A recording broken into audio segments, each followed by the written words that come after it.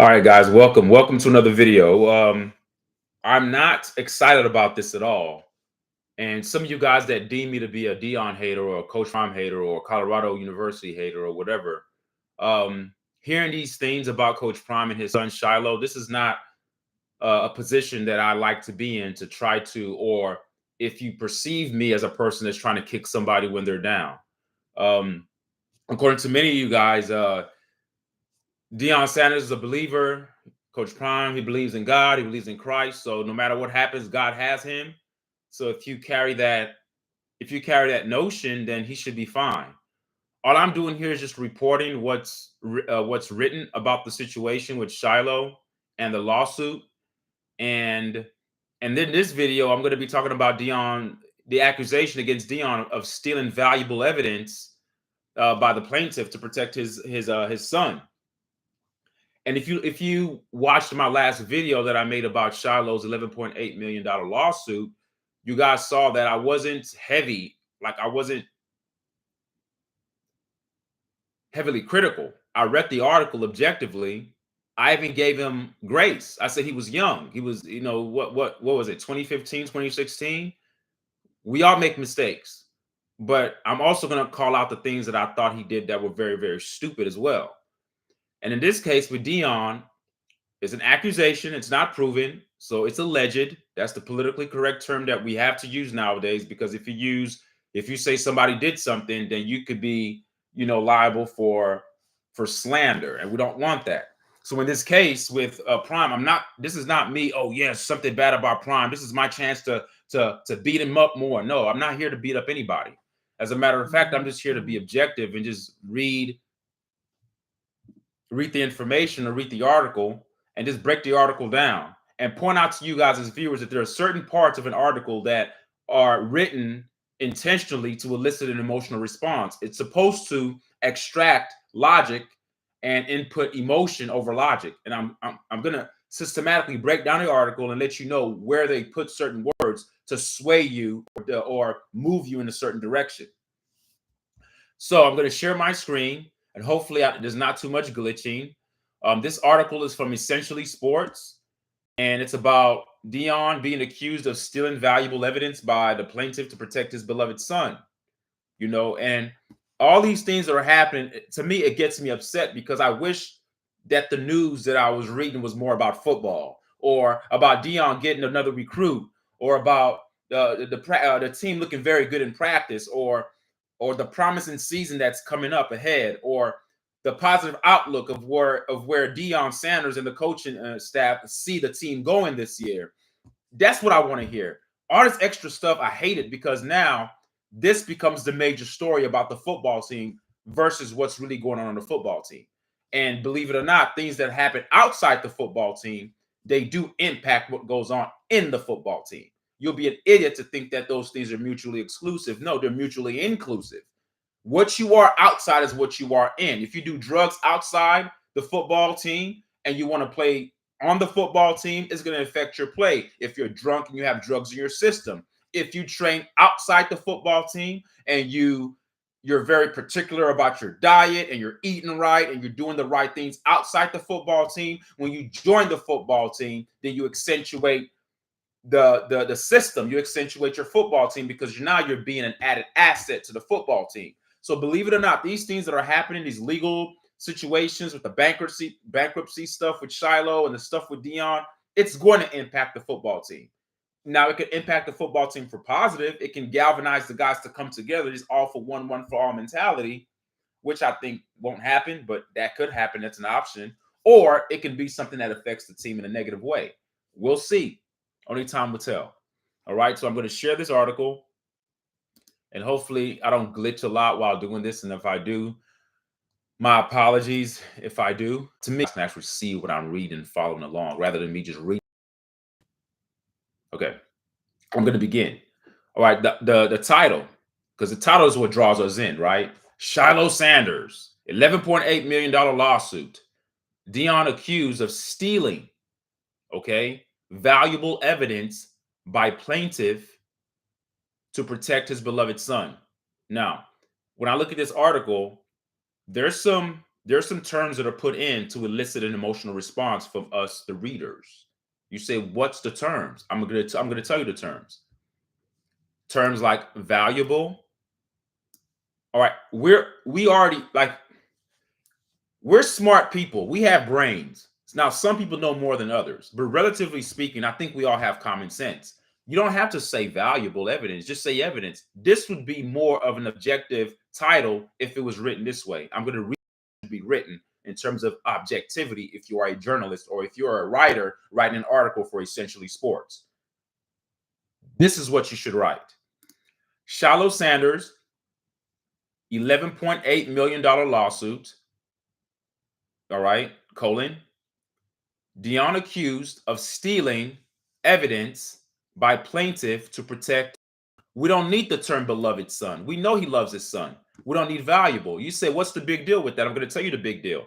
When you say valuable evidence, it inserts, it's implied that Deion Sanders has criminal intent because it's valuable. It's valuable evidence, right? So I got to steal it because this valuable evidence can indict my son. We don't need the term valuable. We know that any evidence in a case is valuable. That doesn't need to be mentioned. So this word valuable should be omitted. See, these are things that happen in our subconscious when we read the title. We don't pay attention to it. We just read it. But things like this affects our psyche and affects the way we make our own judgments. So I would remove the word valuable and his beloved son. It goes without question he loves his son. What the hell do you need? Oh, I know why they put it in there. It's to move the reader to believe that it's likely that Deion Sanders did steal valuable evidence because it's valuable and it's his beloved son. And we all know love drives us to do certain things that are not in our normal character because we'll kill for people we love. We'll lie for people that we love. I mean, if someone broke into my home trying to harm my kids and my wife, I love my kids and my wife. I would kill for that. I'll put my life on the line. So these things, these words that are put in there are put in there for a specific purpose. And they're made to make you as the reader, this is when cast judgment upon a person before the evidence actually comes out. So this title is a little bit misleading. It's subtle. It's not overtly misleading, but it's subtly misleading with terms like valuable evidence and terms like beloved son. All right. Moving along here. It says Shilo Sanders is in bad waters. We know that. Okay. The past that he thought was all covered up and locked away came back to bite him and his father, Deion Sanders. Shilo Sanders has filed for bankruptcy after losing the massive $11.8 million assault and battery lawsuit. The person whom Shilo assaulted, the security official at his high school in Texas, has now made another claim that could end up with his father, Deion Sanders, in legal trouble.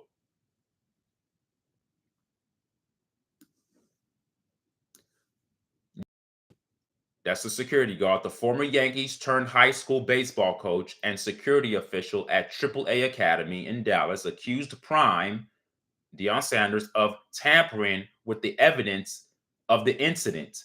Deion, who suffered and bone fractures because of Shilo Sanders hitting him, was immediately hospitalized after the heated spinal injury, permanent neurological damages, and irreversible incontinence.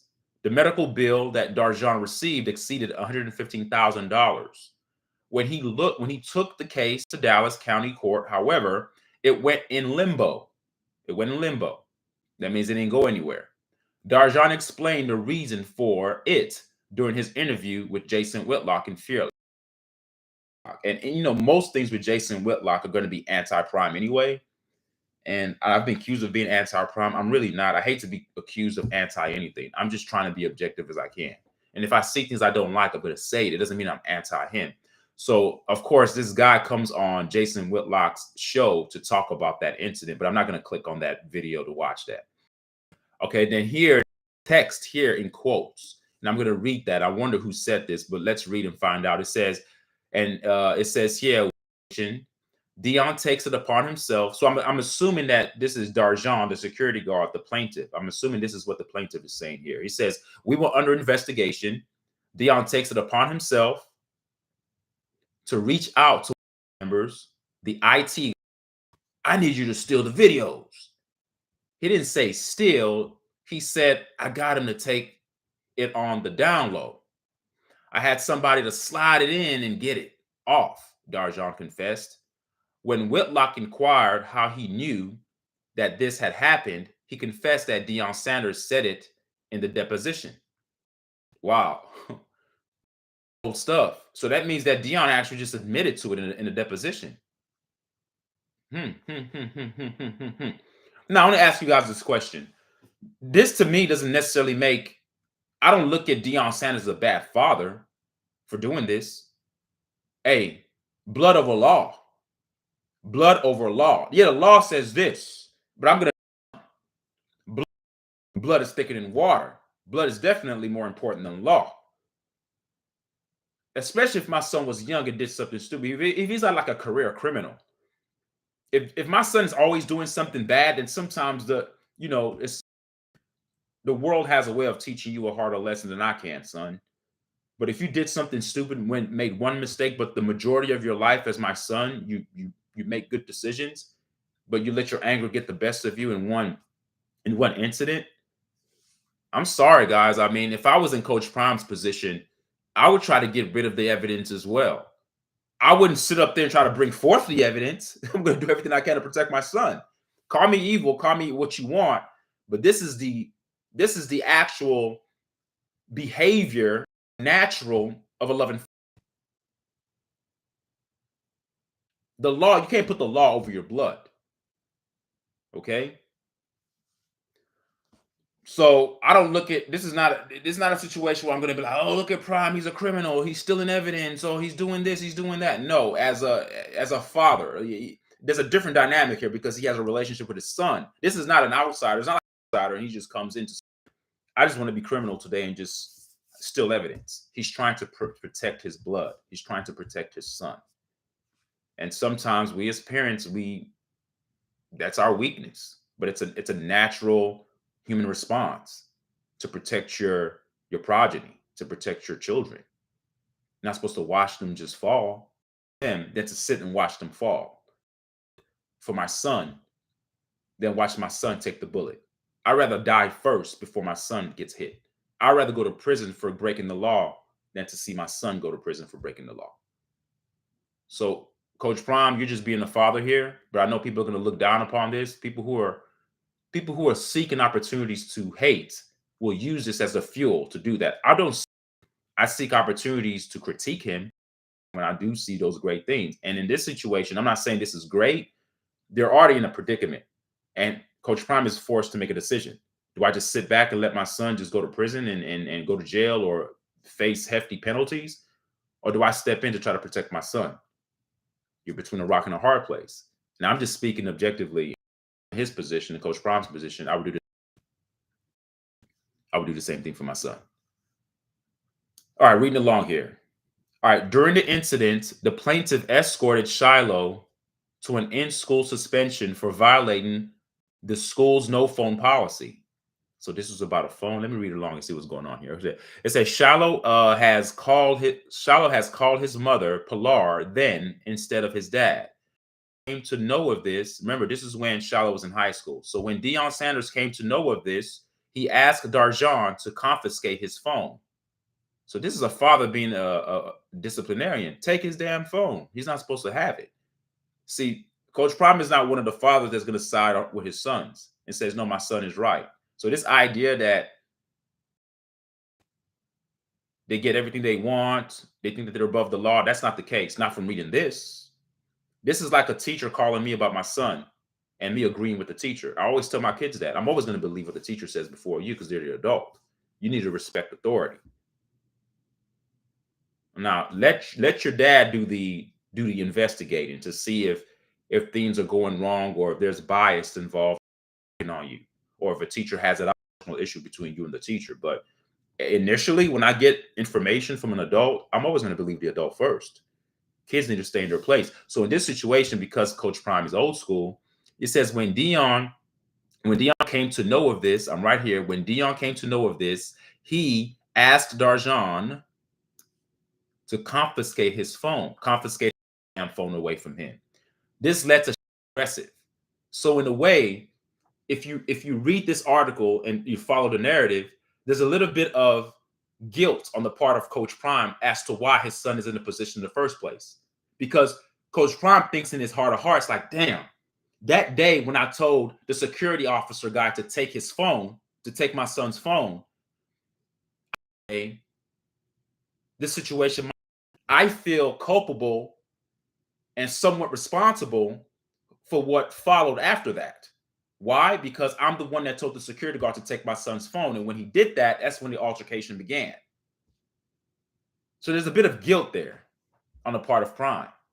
And I can see why he feels sort of responsible. So he wants to step in to kind of get rid of certain quote unquote valuable evidence. So when Deion Sanders came to know of this, he asked Darjon to confiscate his phone, confiscate Shiloh's phone. This led to Shilo getting extremely aggressive. So you can see why Coach Prime thinks that it's his fault. You know, we do that as parents. We ask ourselves, kids are going to be kids. And Coach Prime is probably thinking, man, I should have just held off. But my son did still react in a stupid way. You don't hit the security, you don't hit the adult, you don't hit the security guard, you don't hit him, the security official. But Coach Prime, he gave the go. He told Darjon, take that damn phone away from him. See, that's a father. I respect that. I like that. Coach Prime isn't passive. Oh, that's my son. Do you know who I am? I'm Coach Prime. That's my son, Shilo. Maybe I'll leave my son alone. Let him break the policy because we're the Sanders. I don't get that from this article. He is the one. Coach Prime is the one that told Darjon to take his son's phone. Darjon wasn't going to do that away from him if he's not going to abide by the policy. But that's when Shilo got aggressive.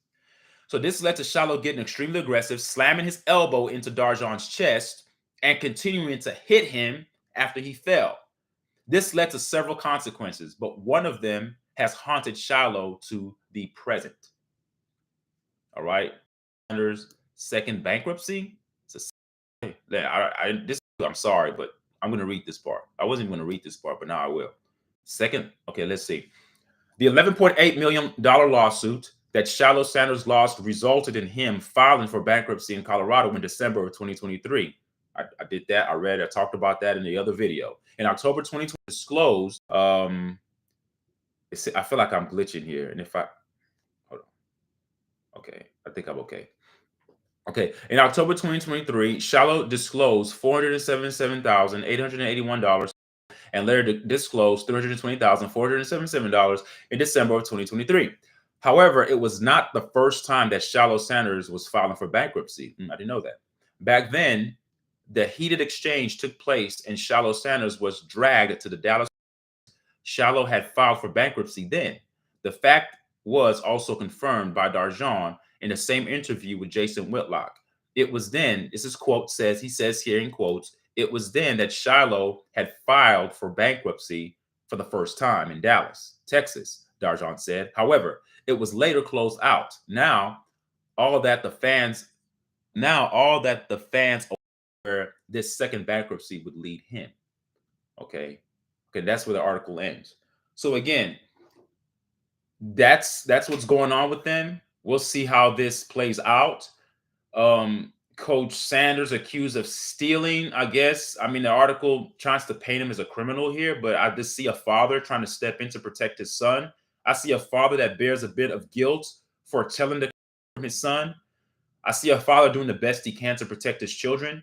I see a father that's doing his best to raise his children to be young men, because if he wasn't, he wouldn't try to discipline his son by asking the security guard to take the phone in the first damn place. So to me, I just think that things went wrong. Shilo responded irresponsibly by attacking the security guard, John Darjon. And because they do have a lot of money, the Sanders, when you have a lot of money, you make mistakes, you have more to lose than than more to gain. So like if they were poor and broke, there's nothing that John D'Argent would try to get. Shilo wouldn't feel the need to run and file for bankruptcy. So I'm gonna stop here, so I'll stop glitching. So that's what I see happening. I see a father that loves his son, that's doing the best he can to protect his son.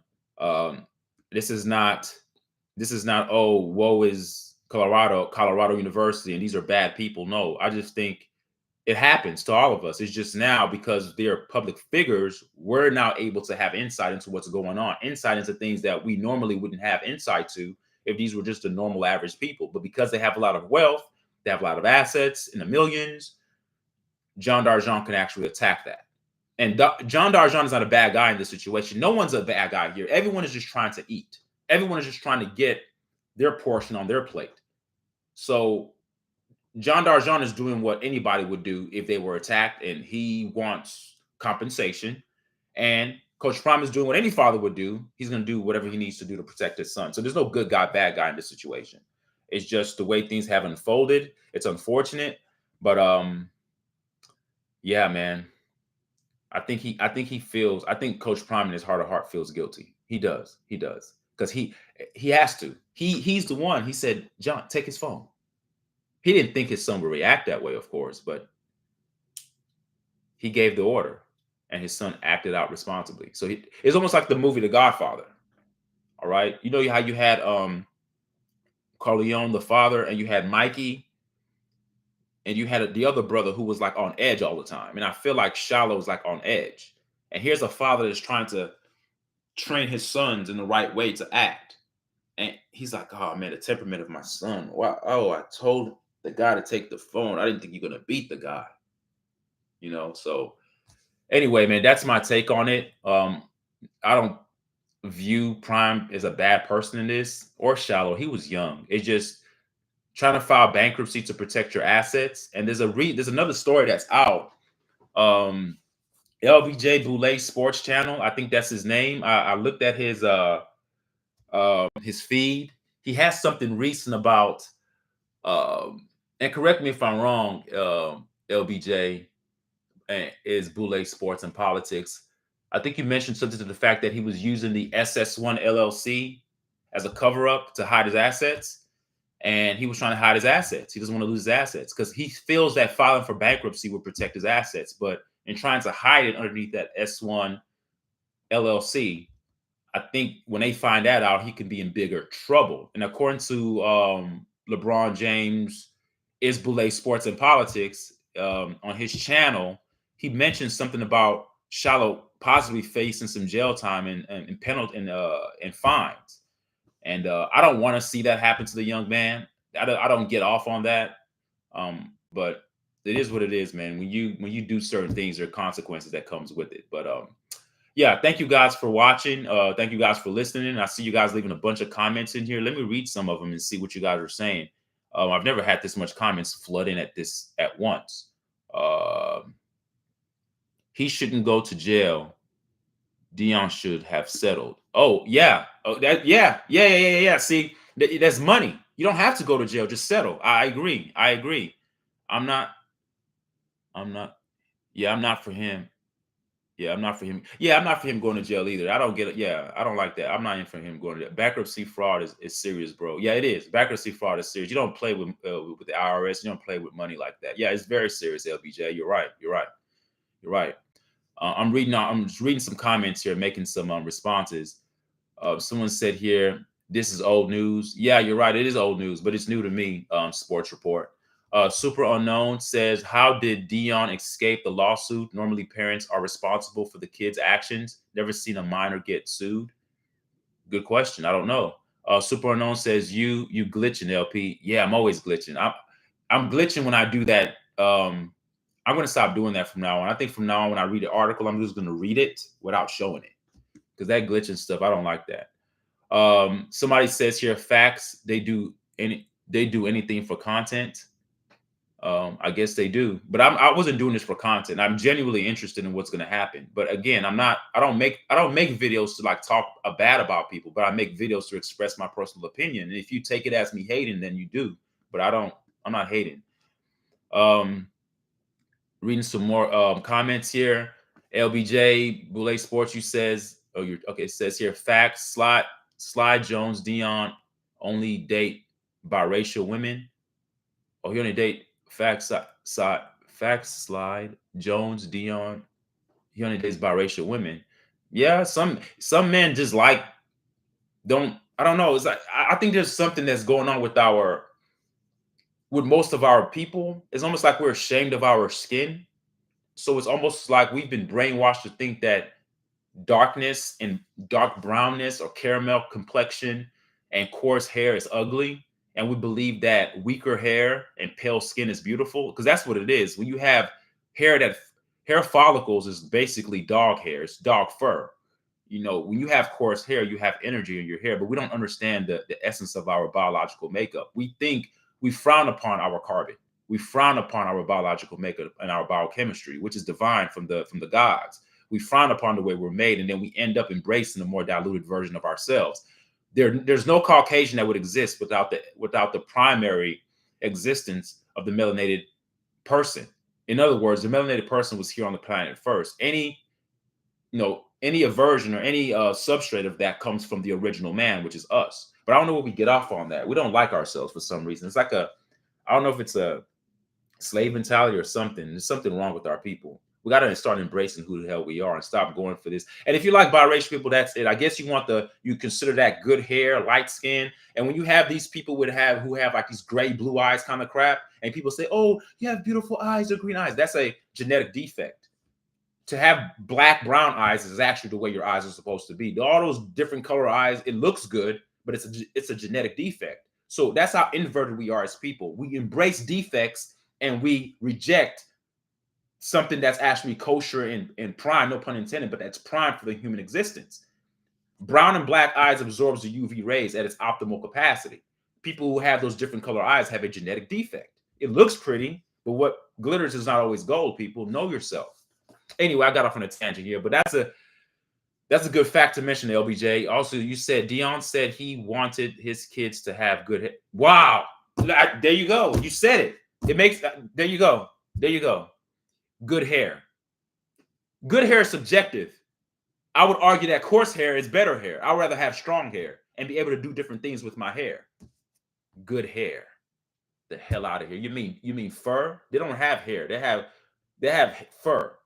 Melanated people, we have flocculus, thick hair. When I'm bald, I don't have any hair, but melanated people who have coarse hair, that's beautiful. I teach my daughters all the time that your hair is beautiful. It's unique.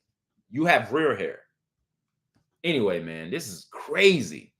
Deion only turned on John Darjon when Works Comp said pay him 11 million. Oh, so okay, it makes sense because he's talking to John Darjon to take the phone for my son. But when all of a sudden when money gets involved, and all of a sudden the essence of the human being comes out, then when stuff hits the fan, I get that. So LBJ, you also say here, this is good content. Oh, thank you, man. You making this good content by giving me more content. And I saw what you posted, which is what compelled me to look deeper about what's going on with Deion Sanders as well. So thank you. Peon Prep, LBJ, y'all say Peon Prep cost young men their scholarships. Wow.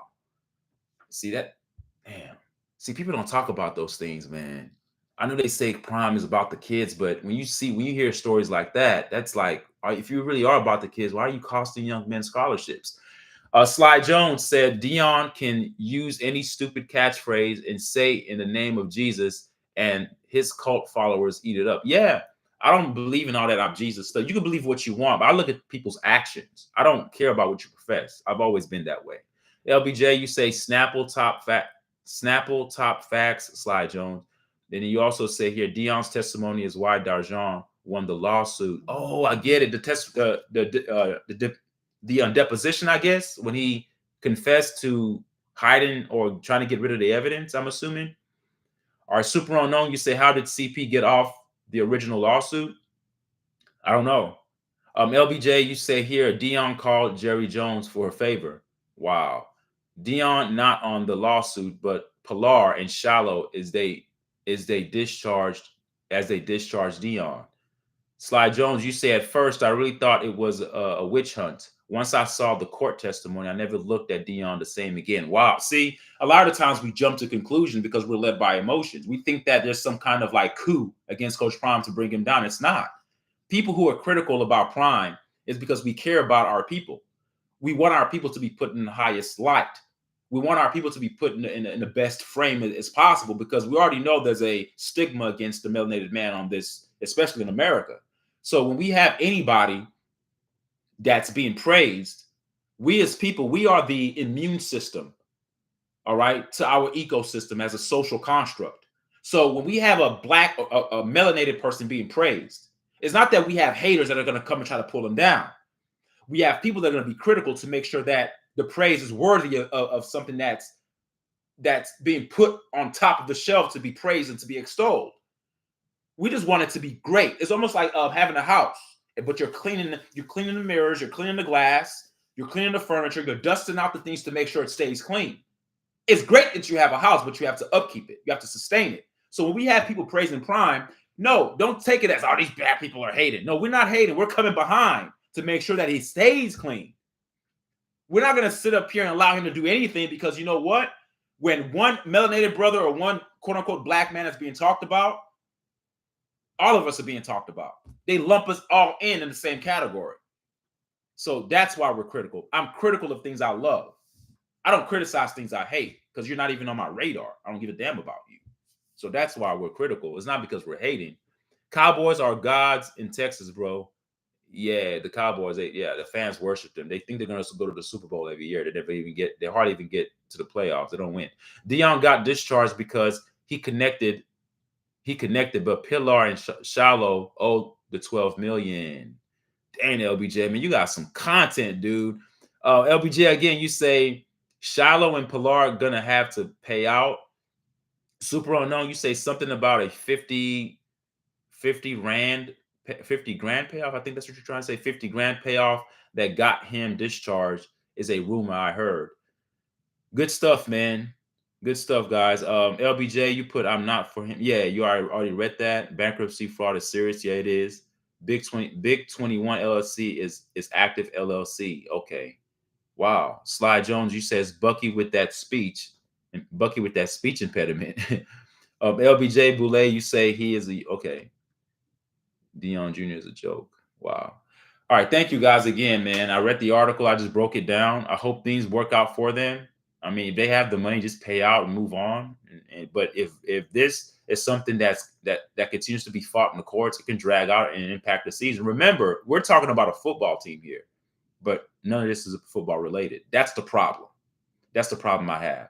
And that scares me a little bit. That's causing me to have concern with all the changes that they had, with all the changes that they had in the coaching ranks, with all the players that moved on after the first year, key players at that, with the influx of players coming in through the transfer portal, with all the things that are circulating around Colorado and Coach Prime in the football program. To me, it's a lot going on. And if you had a pie chart, you have too many divisions of things getting the percentage of attention.